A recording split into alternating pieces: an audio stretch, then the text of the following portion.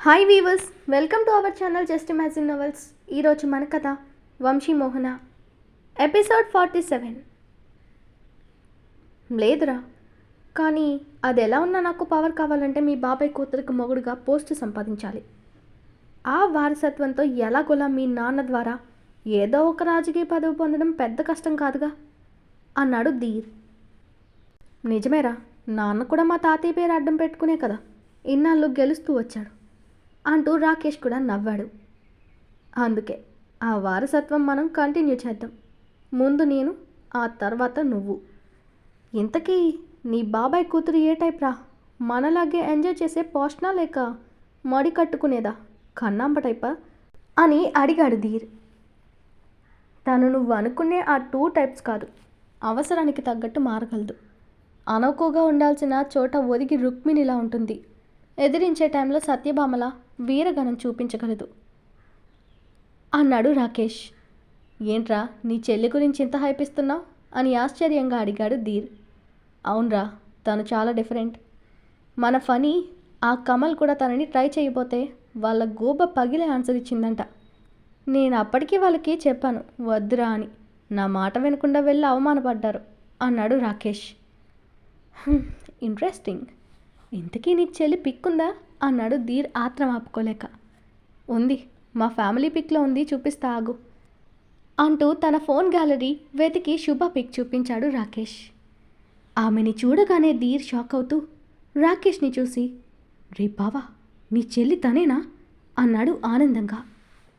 తను నీకు ముందే తెలుసా అని డౌట్గా అడిగాడు రాకేష్. మొన్న రోడ్ మీద ఒకసారి చూశానురా, చూడగానే నా మనసులోకి ఎక్కేసింది అంటూ తన గుండెల మీద చేత్తో రుద్దుకుంటూ చెప్పాడు ధీర్. ఓ పని చేయి, నువ్వు మా బాబాయ్ని ఇంప్రెస్ చేయి. ఆయనకి నచ్చావంటే తను కూడా ఓకే అంటుంది. మా బాబాయ్ మాటే తన మాట కూడా అని రాకేష్ హింట్ ఇచ్చాడు ధీర్కి.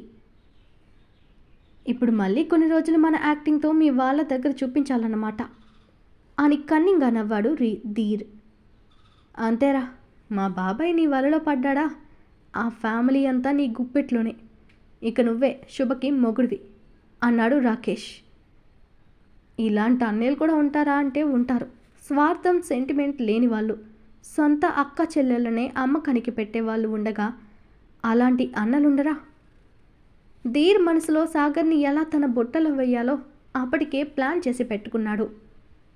ధనంజయ్కి ప్లాన్ చెప్పిన ధీర్, నాన్న నువ్వేం చేస్తావో ఎలా చేస్తావో నాకు తెలీదు. ఆ క్రిష్కి తెలియకుండా ఈ సంబంధం ఓకే చేయాలి. నాకు పొలిటికల్ పవర్తో పాటు ఆ పిల్ల కూడా కావాలి. తనని నేను ఇష్టపడుతున్నాను అని సీరియస్గా చెప్పాడు ధీర్. సరే, నేను చూసుకుంటాను. ఇప్పుడు మనకి మా అన్నయ్య హెల్ప్ అవసరం పడింది అని కన్నంగా అన్నాడు ధనంజయ్ ఆలోచనతో.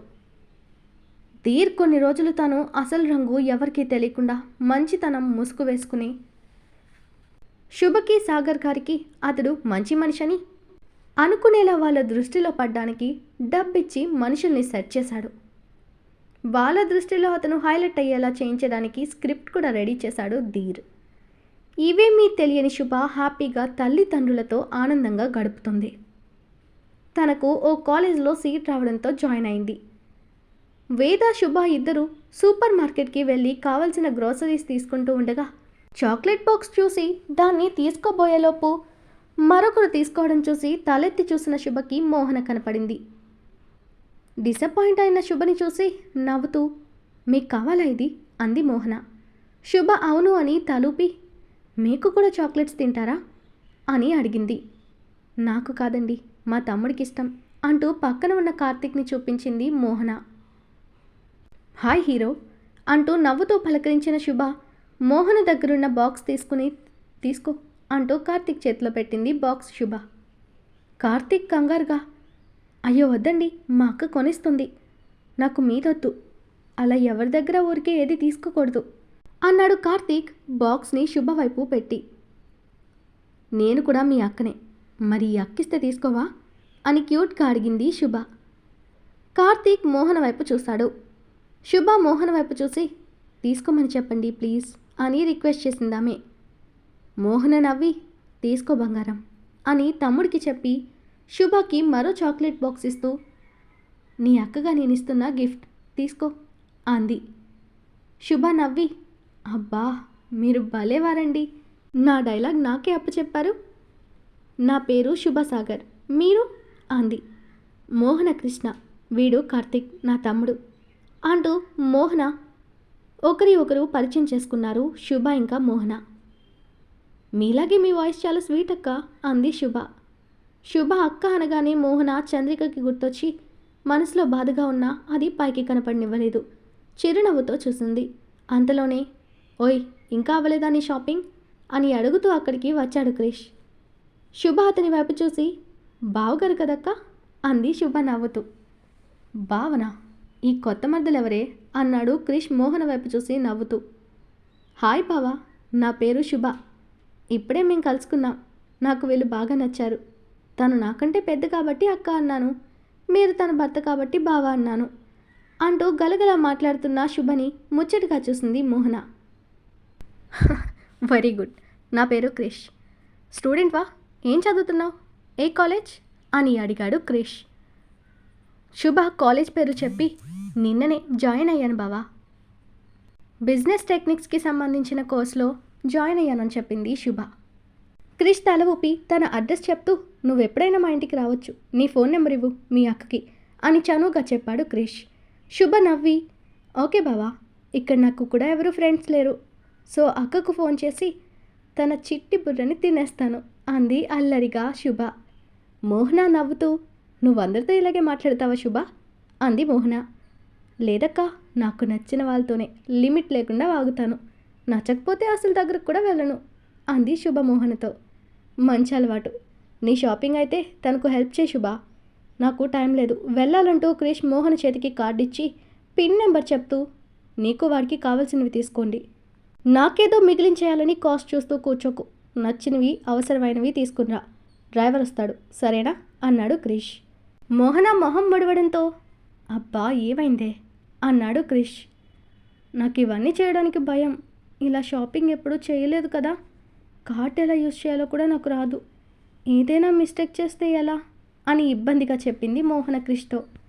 అక్క నేనున్నాను కదా, పాపం బావకి ఏం అర్జెంట్ పని పడిందో ఏంటో, లేదంటే ఉండేవారేమో, డోంట్ వరీ బావా, నేను చూసుకుంటాను అంటూ శుభ మోహన చేతిని పట్టుకుని, రా అక్క భయపడకు అంది శుభ.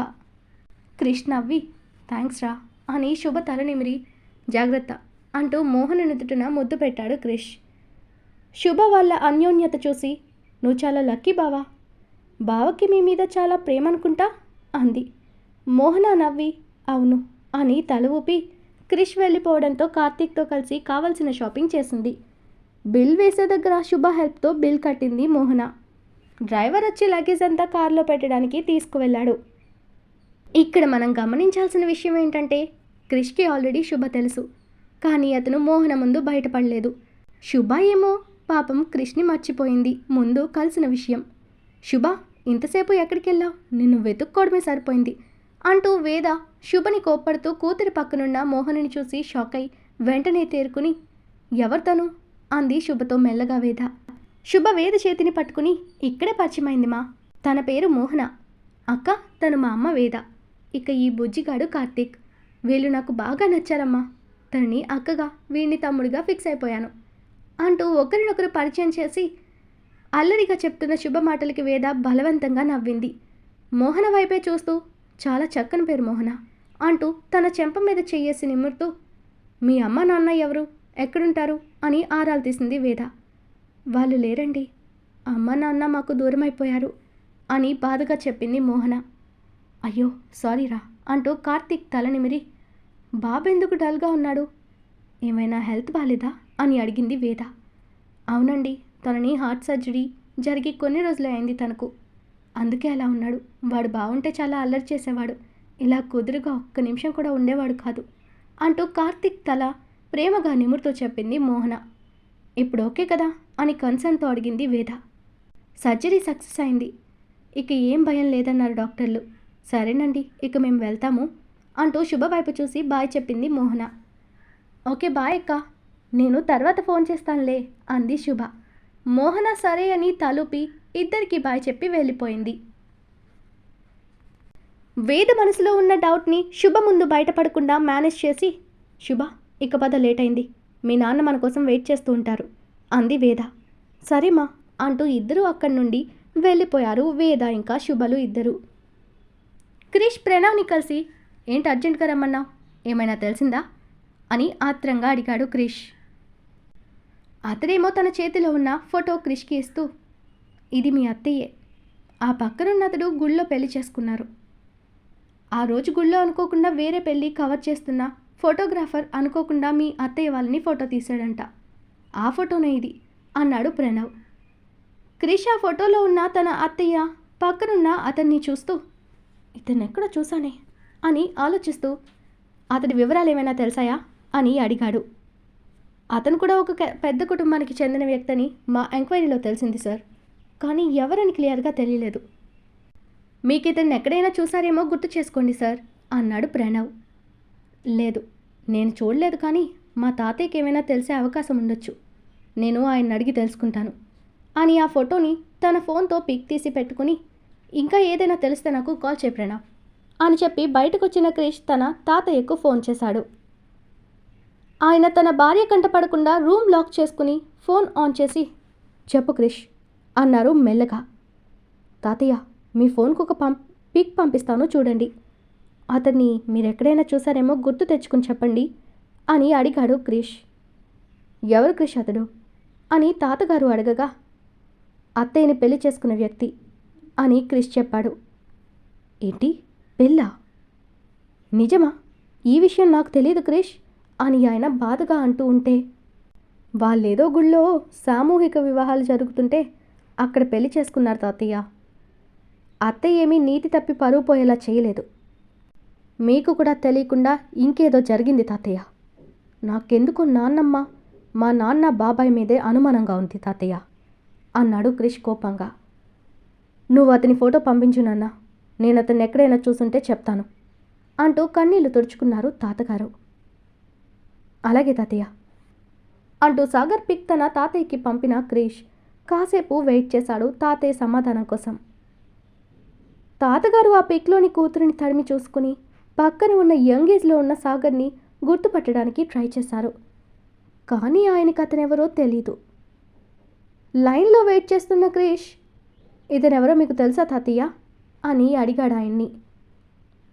లేదు నాన్న, అతన్ని నేనెప్పుడు చూడలేదు, చెప్పాను కదా, ఈ విషయం కూడా మీ అత్తయ్యకి చెప్పే అవకాశం ఇవ్వలేదు ఈ దుర్మార్గులు అని బాధగా చెప్పారు తాతగారు. బాధపడకండి తాతయ్య, అక్కడ మీ తప్పు లేదు కదా, అత్తయ్య మీకు ముందే అన్ని విషయాలు చెప్పుంటే మీరే అత్తయ్యకి ఏమీ కాకుండా కాపాడేవారు. ఆవిడ భయంతోనో లేక మరేదో రీజన్తో నిజం దాచి ఆ మృగాల స్వార్థపు కోరికలకు చిక్కి బలైపోయింది అని బాధగా చెప్పాడు క్రిష్. ఆయన బాధతో మౌనంగా ఉండిపోవడంతో, నేను మీతో తర్వాత మాట్లాడతాను తాతయ్య, మీరెక్కువ ఆలోచించకుండా రెస్ట్ తీసుకోండి అంటూ ఫోన్ కట్ చేసిన క్రిష్ మనసులో, తాతయ్యకి కూడా తెలియకుండా అంత పెద్ద డెసిషన్ అత్తయ్య ఎలా తీసుకుంది, ఈ వ్యక్తి మంచోడా లేక మోసగాడా అని సాగర్ గారి ఫోటో చూస్తూ ఆలోచిస్తూ ఉండిపోయాడు క్రిష్. వేద వంట చేస్తూ ఏదో ఆలోచనలతో పొరపాటున కాలుతున్న వేడి గిన్నె పట్టుకోబోయింది. వేద అంటూ అప్పుడే అక్కడికి వచ్చిన సాగరామని ఆపి, ఏమైంది నీకు, కొంచెం ఉంటే నీ చేయి కాలేది తెలుసా అంటూ స్టవ్ ఆఫ్ చేసి ఆమెని కిచెన్ నుండి బయటకు తీసుకొచ్చాడు సాగర్. తండ్రి అరుపుకు అక్కడ వచ్చిన శుభ, ఏమైంది మమ్మీ, నేను కూడా చూస్తున్నా, నువ్వు ఇంటికి వచ్చినప్పటి నుండి అలాగే ఉన్నావు అంది శుభ. బయటికి వెళ్ళారా మీరు అంటూ భార్య వైపు చూసి, ఏమైంది వేద, ఎందుకు అంతలా డిస్టర్బ్ అయ్యావు అని ప్రేమగా బుజ్జగిస్తూ అడిగారు ఆయన. నేను ఈరోజు ఓ సూపర్ మార్కెట్కి వెళ్ళాను సాగర్, అక్కడ నేను ఒక అమ్మాయిని కలిశాను, తనని చూడగానే నాకు సుభాష్ని అక్క గుర్తొచ్చింది సాగర్ అంది వేద. వాట్, అదెలా సాధ్యం వేద అని షాకింగ్గా అడిగాడు సాగర్. అవును, అది సాధ్యం కాదు, కానీ తనని చూశాక నాకు అలాగే అనిపించింది అంది వేద. మీరెవరి గురించి మాట్లాడుకుంటున్నారు, సుభాషిని పోలికలా, అసలు ఎవరిమే, ఎవరికా పోలికలు మమ్మీ అని అయోమయంగా అడిగింది శుభ. నీకు చాక్లెట్స్ ఇచ్చిన మోహన అంది వేద. ఏంటి, మోహన అక్కనా? తను ఆవిడ ఎవరోలా ఉందని నువ్వు డిస్టర్బ్ అవ్వడం ఏంటి, ఇంతకీ ఆ సుభాషిని ఎవరు మమ్మీ అంది శుభ. ఆవిడ మీ పెద్దమ్మ శుభ అంది వేద బాధగా. పెద్దమ్మనా అని శుభ అయోమయంగా చూడగా సాగర్ బాధతో తన పర్సనల్ రూమ్లోకి వెళ్ళిపోయాడు.